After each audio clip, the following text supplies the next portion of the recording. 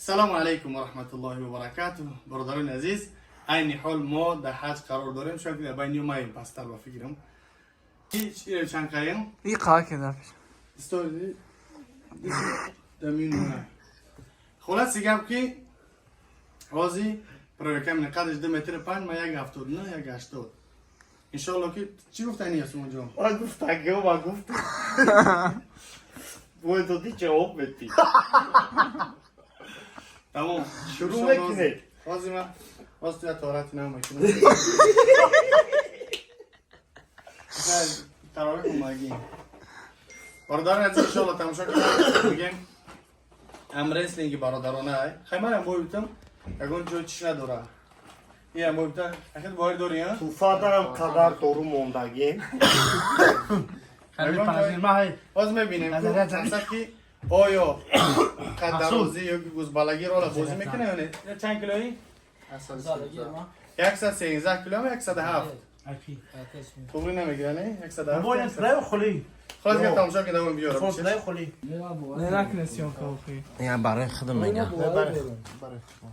کپیتان وقتی سیاه اکنون دیدم که تیمو نظرش من ما میگم شما آفا بیا خیمال یه شانس دیگه اکا بیا یا نه خب شما اجاره خوری چه جا هم خب شما عمود صغرا همه دور نه کمال خود رو میگیره خب نکنم به عوض جمعش ما باید بروری.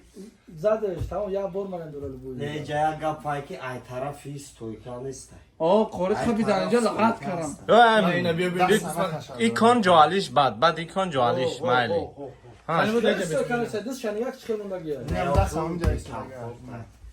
این سوکنا پا ارم رسلینگ می سوکنا اگر یعنی دیگه نباشه سوکنا تماشا کنید بعد از بکنید کپیتان کاف با قبیت خوری اصلا نکشت آخه. ببری دست برده. آخه دوست ما باید بیارم دوست دروز ای خبر درام بکش بیارش. درام. بتونی اگر جان تام بگی بکا درام بکش با. نکی نمیتونه اجارت نکاپ اجارکا ایخکا هدی من خواهم. سر کلمه خواب رفتم یک. اینا فورا میتونم اینجا خواب انا فور ده فور نستش بزن از ما 100 فوت وارد کار میزنش زود هوش. استمعید کنم خوری را خوری ده باشه دیدی آقا جای گپ خیلی بسین سالم یوش های اوخیا که قوت نداره این یوش های آید اشتریا شاید دست المایده نه خوری چند ما یکا نه یو شای بچه بیا بعد شبیه اینا بیا